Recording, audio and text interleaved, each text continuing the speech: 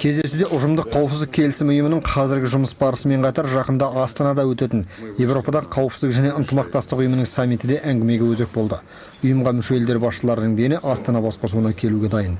Хочу сказать, что вот само председательство Казахстана в ОБСЕ.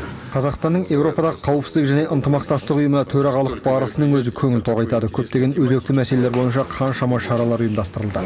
Столько мероприятий по такой интересной тематике. Бұл төрағалық батыстың назарын біздің елдерімізге, оның ішінде ұжымдық қауіпсіздік келісім ұйымына да аударып отыр.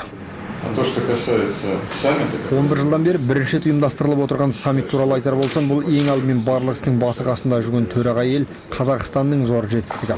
Николай Бардиужа Қазақстанның Европадағы қауіпсіздік және ынтымақтастық ұйымына төрағалығының тағы бір ерекшелігі ретінде ұйымның соңғы қадамдары басқа да халықаралық ұйымдармен үйлестіріле кеңесе жасалғанын атап өтті. Мысалы, Қырғызстандағы аласапыран кезінде екі ұйымның өкілдері неғұрлым жиі кездесіп, әрбір мәселе бойынша ақыл қосып отырған. Именно под председательством представителей Казахстана Қырғызстандағы ушыққан жағдай басқа емес, дәл Қазақстанның бастамасымен реттелді. Аса маңызды тағы бір мәселе осы тұста Европадағы қауіпсіздік және ынтымақтастық ұйымы бірінші рет өзінің жұмысын ұжымдық қауіпсіздік келісім ұйымы және басқа да халықаралық ұйымдармен үйлестіре қимылдады. Бас хатшы Қазақстан Европадағы қауіпсіздік және ынтымақтастық ұйымының тізгінін ұстаған тұста бірінші рет Біріккен ұлттар ұйымы, Европадағы қауіпсіздік және ынтымақтастық ұйымы, Солтүстік Атлантикалық альянс, ұжымдық қауіпсіздік келісім ұйымы, тәуелсіз мемлекеттер достастығы секілді аса ауқымды 5 халықаралық ұйымның ең жоғарғы лауазым иелерінің кездесуі ұйымдастырылғанын да атап өтті. Астана саммитінде олар екінші рет бас қоспақ. Бұл қауіпсіздік саласындағы ең белді халықаралық ұйымдар қызметін үйлестірудің қолға алына бастағанын көрсетеді, деді Николай Бардиужа.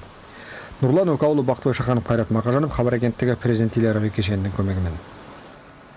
Мемлекет басшысының қабылдауында еңбек және халықты әлеуметтік қорғау министрі Гүлшара Әбдіхалықова да болды. Ол Нұрсұлтан Назарбаевқа министрліктің қазіргі жұмыс барысы туралы, оның ішінде президенттің биылғы Қазақстан халқына жолдауынан туындайтын әлеуметтік міндеттерді іске асыру барысы жайында баяндады. Кездесу соңында министрге халықты жұмыспен қамтуды және әлеуметтік қорғауды арттыруға бағытталған бірқатар нақты тапсырмалар берген президент, адамдардың түрлі мемлекеттік көмектерге арқа сүйеп, еңбектен қол үзуіне жол беруге болмайтын қадай айтты. Мемлекеттік көмектер тек мұқтаж адамдарға беріледі, ал дені сау, еңбекке жарамды азаматтар жұмыс істеулері қажет.